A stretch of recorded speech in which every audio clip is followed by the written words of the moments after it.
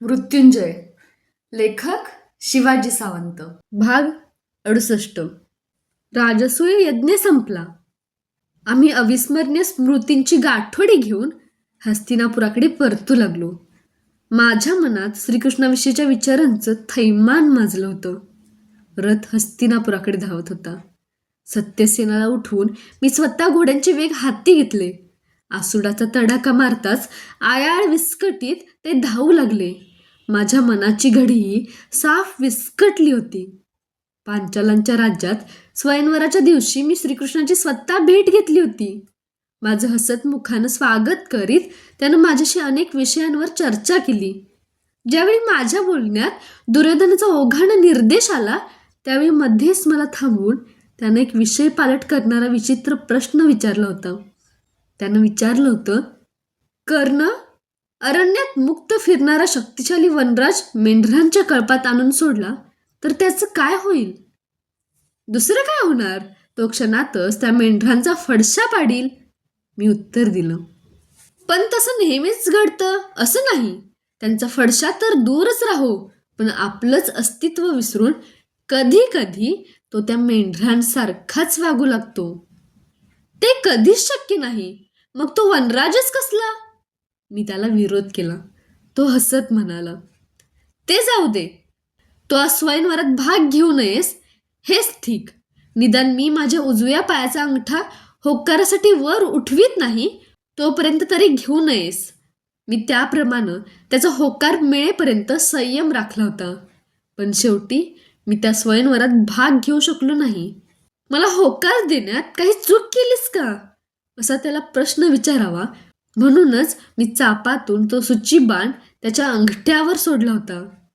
पण त्या बाणाच्या जखमेचा व्रणही त्याच्या अंगठ्यावर मला यज्ञाच्या वेळी दिसला नाही. इतक्या अल्पावधीत तो व्रण त्याच्या अंगठ्यावरून कसा काय अदृश्य झाला असेल? त्याच्याविषयीच्या सर्व स्मृतींत अशी गूढता होती. संभ्रमात गटांगळ्या खायला लावणारी रहस्यमयता होती. यज्ञाच्या वेळचं त्याचं सर्व वागणं म्हणजे केवळ विचार आणि चिंतन करायला लावणारं एक कोडं होतं. क्षणात तो छता एवढा विशाल काय झाला काय आणि क्षणात आपल्या आत्तेच्या पुत्राला होत्याचा नव्हता करून पुन्हा आसनावर शरीर आखडून बसला काय? सर्वच नवलपूर्ण होतं. रथाच्या चक्रानं कन्याभोवती फेऱ्या माराव्यात तसं माझं मन श्रीकृष्णाभोवतीच फिरू लागलं आणि फिरता फिरता कृष्ण अलौकिक आहे या निर्णयावर येऊन ते थांबू लागलं. रथात शेजारी बसलेल्या दुर्योधनाला मी विचारलं, तुझं मत काय आहे श्रीकृष्णाविषयी? कर्ण, तू पराक्रमी वीर असूनही त्या काळ्या चटक्याच्या जाळ्यात गुरफटलास की काय? त्याच्या जाड भुवया वळवळल्या. चेटक्या? अंगाला विजेचा लोळ असल्यासारखा मी ओरडलो. चेटक्या नाही तर काय? शरीर बदलणं, निरनिराळ्या वाद्यांचे कर्कश आवाज काढणं हे चेटूक विद्या अवगत असणाऱ्यांशिवाय अन्य कुणाला जमणार? तो काहीच झालं नाही अशा आविर्भावात सहज म्हणाला. मी त्याच्या अनपेक्षित उत्तरानं अधिकच संभ्रमात पडलो. संभ्रम हेच माझं जीवन आहे की काय असं मला वाटू लागलं. विचारांच्या सुया मस्तकाचे टाके उसवावेत या कल्पनेनं मस्तक भनावून गेलं. असहाय्यतेनं मी माझा डावा तळहात मस्तकावर दाबण्यासाठी वर नेला. त्या तळहाताला मुकुटाचा स्पर्श होताच माझं आश्चर्य उफाळून गेलं. माझा मुकुट तर दुर्योधनाच्या मस्तकावर स्पष्टपणे दिसत होता.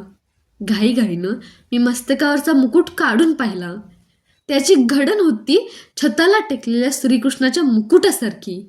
माझ्या मस्तकावर तो कसा हे काही मला कळलंच नाही. हातातील आसूड मी घोड्यांच्या पाठीवर सपासप ओढू लागलो. वायुवेगानं त्यांनी हस्तिनापूर गाठलं. नगरातून निघताना मी श्रीकृष्णाच्या ओढीनं गेलो, पण येताना मात्र त्याच्याविषयीच्या कधीही न संपणाऱ्या शंकांचं गाठोडं घेऊन परत आलो. त्यातली एक शंका होती, ते त्याचं चक्र मला का पोळू शकलं नाही? केवळ अभेद्य कवचामुळे काय? दुसरी शंका होती ती त्याची आज्ञा ऐकून एखाद्या आज्ञाधारक सेवकासारखा मी यज्ञवेदीजवळ कसा गेलो? आणि तिसरी शंका होती श्रीकृष्णाचा मुकुट माझ्या मस्तकावर कुणी, कधी आणि कशासाठी ठेवला? पांडवांच्या अमात्यांनी पांडवांनी राजसूय यज्ञाची सर्व राज्य जिंकण्याची अट कशी पूर्ण केली याचं रसभरीत वर्णन आम्हाला इंद्रप्रस्थात ऐकविलंच होतं. त्या सर्व राज्यांची नामावली माझ्या कानांत घुमत होती. त्यांनी एक एक दिशा निवडून त्या मार्गात येणारी सर्व राज्य जिंकली होती. जिताकडून सुवर्ण, रूप, चांदी, हिरे, माणकं, प्रवाल, पाचूर, मोती, वैदुर्य, पुष्कराज, नीलमणी, गायी, गज, अश्व आणि दास यांची खंडणी गाड्यांनी आणि तांड्यांनी भरून आपल्या भांडारात आणून ओतली होती. संपत्ती हे कोणत्याही साम्राज्याचं सर्वश्रेष्ठ साधन आहे. संपत्तीशिवाय राज्य चालूच शकत नाही, चालली तरी टिकू शकत नाही. म्हणूनच आपणही एक दिग्विजय करावा अशी प्रबळ महत्वाकांक्षा माझ्या मनात इंद्रप्रस्थातच रुजली. पांडवांनी एक एक दिशा निवडून दिग्विजय केला होता. आपण एकट्यानंच 8 दिशांचा दिग्विजय करायचा असा मी तिथं मनोमन निर्धारही केला. अशा दिग्विजयासाठी पादाक्रांत करावे लागणारे राजे किती असावेत, त्यांचं सामर्थ्य काय असावं, कोणत्या ऋतूत हा दिग्विजय यशस्वी होईल यावर मी एकट्यानंच दीर्घ विचार केला होता. अर्थातच दिग्विजयाची सुरुवात मी पूर्व दिशेकडूनच करणार होतो. हस्तिनापूर राज्याच्या पूर्व दिशेला सर्वात बलाढ्य 2 राज्य होती. एक द्रुपदांचं पांचाल राज्य आणि जरासंधाचं मगध राज्य. यांशिवाय कोसल, अयोध्या, काशी, विदेह, वत्स्य, कुंतल, मुंड, पुंड्र, उत्कल, ओड्र, अंग आणि वंग अशी राज्य होती. दक्षिण दिशेला सर्वात सामर्थ्यशाली राज्य होतं यादवराज उग्रसेनाचं मथुरा राज्य. याच राज्याला शूरसेन राज्य असंही म्हणत होते. याशिवाय दक्षिणेला शाल्व, चेदी, कुरुश, दशार्ण, अवंती, निषाद, मेकल, दक्षिण कोसल, वैनिक, विदर्भ, महारठ्ठ, अनर्त आणि मालव, मत्स्य अशी राज्य होती. अनर्त राज्याजवळ श्रीकृष्णानं वसविलेलं नूतन द्वारकेचं राज्य होतं, पश्चिम सागराच्या किनाऱ्यावर उभं असलेलं. पश्चिम दिशेला मात्र बलशाली अशी 2 राज्य होती. एक ऋतायनपुत्र शल्याचं मद्र आणि दुसरं बाल्हिक. यांखेरीज वातधान, सौभीर, सिंधू, पंचनद, अंबष्ठ, त्रिगर्त, कैकेय, शिबी, कांबोज आणि गांधार अशी राज्य होती. दिग्विजयाच्या दृष्टीनं पश्चिम दिशा ही अतिशय प्रभावी विरोधी ठरली असती. उत्तर दिशेला कुलिंद, राक्षस, तंगन, खश आणि किरात ही राज्य होती. कितीही वायुवेगानं धाव ठेवली असती तरी हा एवढा अफाट प्रदेश जिंकण्यासाठी लागणारं सैन्य घेऊन जाताना कमीत कमी 10 मासांचा कालावधी मला सहज लागणार होता. एक गोष्ट मात्र मी कटाक्षानं पाळणार होतो. स्वतःचं सामर्थ्य कितीही वाढलं तरी मी मथुरेवर किंवा द्वारकेवर कधीही चढाई करणार नव्हतो. मग जगानं कोणताही अर्थ त्यातून काढला असता तरी त्याची मला खंत करायची नव्हती. आम्ही हस्तिनापुरात आलो, पण दुर्योधनाची मनस्थिती फारच कठीण झाली होती. रात्री शयनगृहात मध्येच दचकून उठून मंचका शेजारी उभी केलेली गदा आपल्या खांद्यावर टाकून मी या इंद्रप्रस्थात आता एक पळभरही थांबणार नाही असं बडबडत कक्षाबाहेर धावण्याचा तो यत्न करू लागला. युवराज्ञी भानुमती त्याच्या तप्त मस्तकावर शीतल पाण्याचा शिडकावा करून त्याचे खांदे गदागदा हलवून तो हस्तिनापुरात आहे याची त्याला जाणीव करून देऊ लागली. भानावर येताच पाठीवर दोन्ही हातांची बोटं गुंफून गुहेत फेऱ्या घालणाऱ्या वाघासारखा तो कक्षात फिरू लागे. मध्यरात्रीही कधी कधी माझी भेट घेण्यासाठी तो मला प्रभंजनाकडून संदेश धाडू लागला. मी समोर जाताच त्याच्या दोन्ही हातांच्या बोटांची गुंफण अधिकच आवळली जाईल. अनेक प्रश्न विचारून तो मला अस्वस्थ करू लागे. कर, पांडवांच्या यज्ञात पशूंची गंती करून मी अजून जिवंत कसा आहे याचंच मला आश्चर्य वाटतं.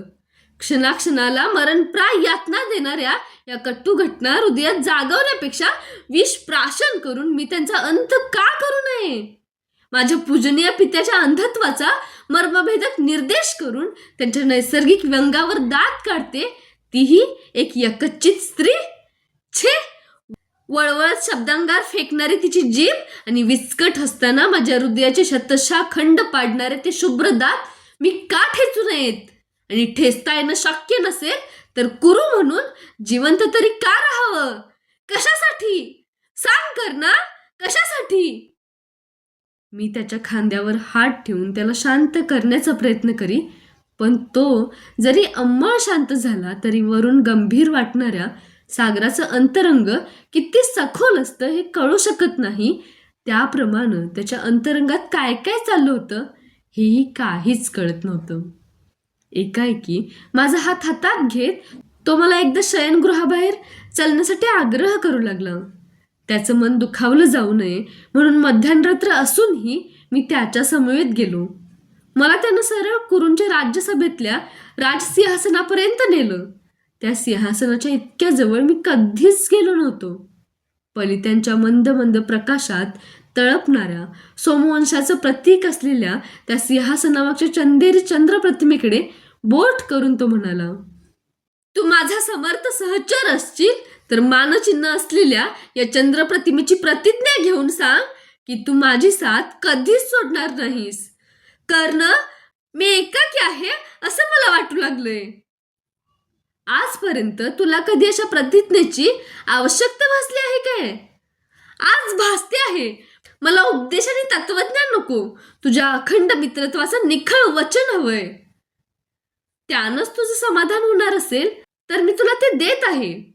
मी त्यानं पुढं पसरलेल्या तळहातावर माझा तळहात ठेवला.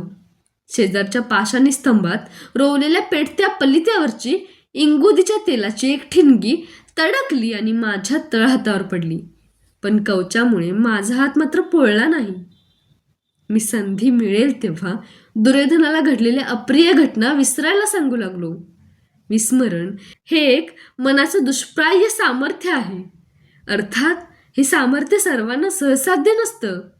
मी त्याला भूतकाळातल्या कटू घटना विसरायला सांगत होतो, पण स्वतः मीच त्या विसरू शकलो नव्हतो. एका घायाळ माणसानं आपली दुखरी व्यथा सावरीत दुसऱ्या घायाळ माणसाच्या व्रणावर फुंकर घालण्यासारखं होतं. पण मला ते करणंच भाग होतं. कधी कधी तसं वागण्याशिवाय दुसरं काहीच शक्य नसतं. एका सारथ्याची सून होणं मी कधीच मान्य करणार नाही. हे त्या रूपगर्वितेची विषारी वागबाण मात्र एखाद्या बाणासारखे केव्हाही माझ्या मनाचा असह्य दाह करीत होते. मी संसारात रमलो होतो. 7 पुत्रांचा पिता आणि 2 सुंदर स्त्रियांचा पती असूनही द्रौपदीची स्मृती मात्र मला केव्हाही उरी बाण लागलेल्या मृगासारखी चित्कारायला लावत होती. स्मृतीला सुगंधी कुप्पी किंवा मयूरपिसू म्हणणाऱ्यांना काय कल्पना असणार की एका स्त्रीकडून अवमानलेल्या पुरुषोद्ध्याची स्मृती म्हणजे रखरखीत मरुभूमी असते. त्या भूमीतून केवळ प्रतिशोधाच्या दाहक ज्वालाच लहलहत नित्य बाहेर पडत असतात. त्या ज्वालांत संयम, औदार्य, क्षमा, बुद्धी यांचे कोवळे अंकुर केव्हाच होरपळून गेलेले असतात. काळाच्या उदरात बरीच वर्ष गडप झाली होती. काल ही मनावरचे आघात सौम्य करणारी दिव्यौषधी आहे असं म्हटलं जातं, पण मला मात्र तसं कधीच अनुभवायला मिळालं नव्हतं. ह्या कालावधीत मला नेहमी आपण क्षत्रिय झालो असतो तर, हा एकच विचार नित्य सतावीत आला होता. खरंच मी क्षत्रिय कुलात जन्म घेतला असता तर माझं जीवन कसं झालं असतं? युवराज दुर्योधनासारखं, शकुनी मामांसारखं की शिशुपालासारखं? हे सर्व क्षत्रियच नव्हते काय? त्यांच्यासारखं जीवन मिळालं असतं तरी ते मला आवडलं असतं काय?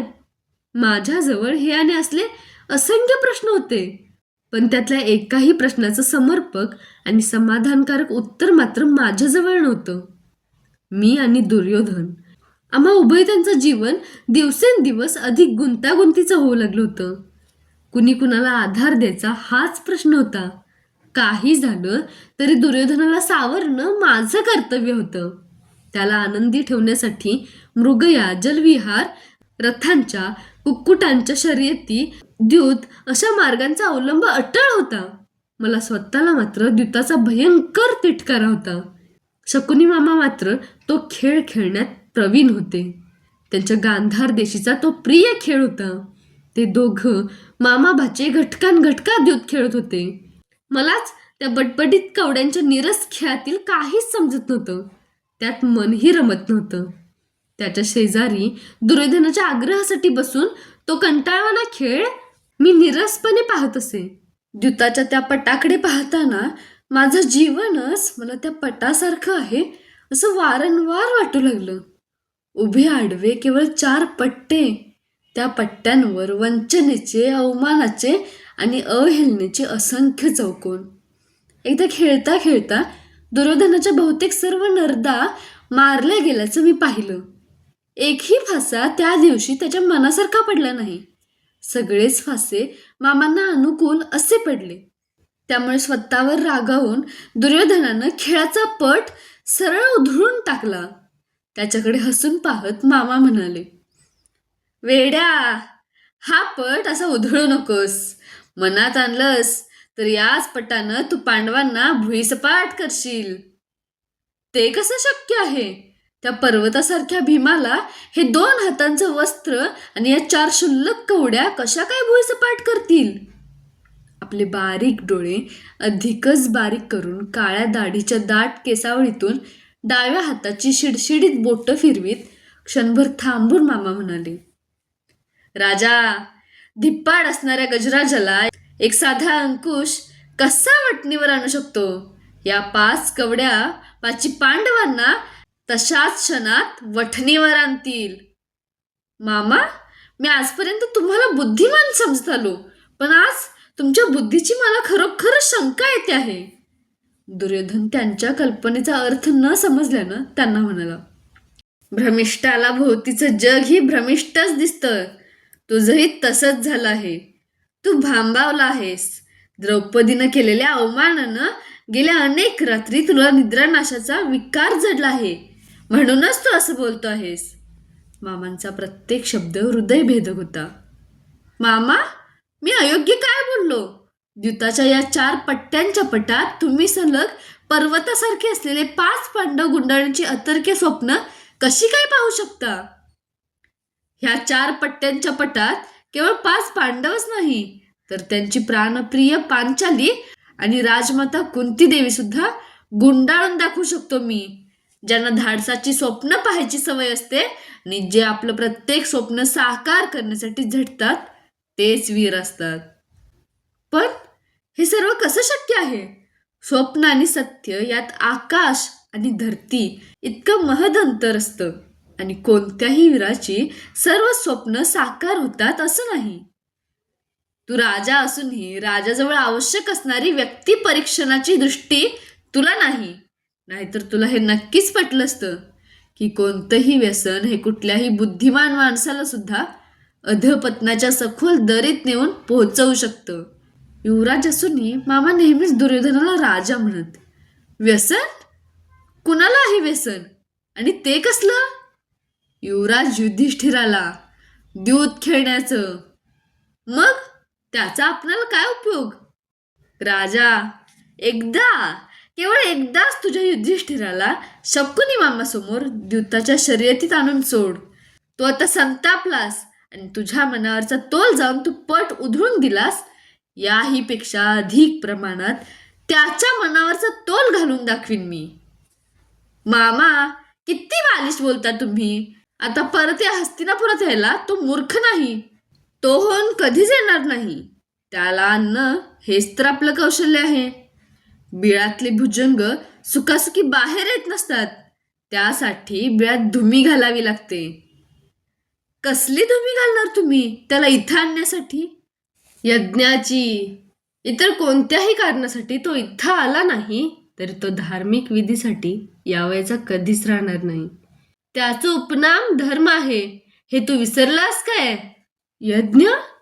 कपाळाला आठ्या चढवीत दुर्योधन म्हणाला, होय, यज्ञ. राजसूय यज्ञापेक्षा भव्य यज्ञ, विष्णू याग यज्ञ. अमात्य वृषवर्मांना पाचारण करून आजच सर्वांना निमंत्रण धाड. हातातल्या कवड्या खेळवीत मामा म्हणाले, मला त्यांच्या हातातील कवड्या मृत माणसाच्या निष्णात डोळ्यांच्या बुबुळांसारख्या भयान वाटल्या. त्यांच्या कुठल्याच कल्पनेत कुठंही पुरुषार्थ दिसत नव्हता.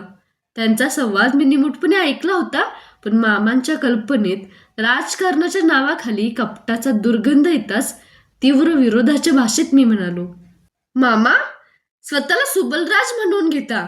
ज्या हातात खडक घेऊन शत्रूला समरांगणात खडे चारावेत त्याच हातात त्या कवड्या घेऊन तुम्ही दैवाचा पाश पांडवांच्या कंठाभोवती टाकू पाहताय. हे आपल्याला शोभदायक नाही. कर, राजकारण हा तुझा विषयच नव्हे. राजकारण केवळ दंडाच्या बलावर वा मनाच्या चांगुलपणावर कधीच चालत नसतं. ते बुद्धीच्या कसरतीवर चालत असतं.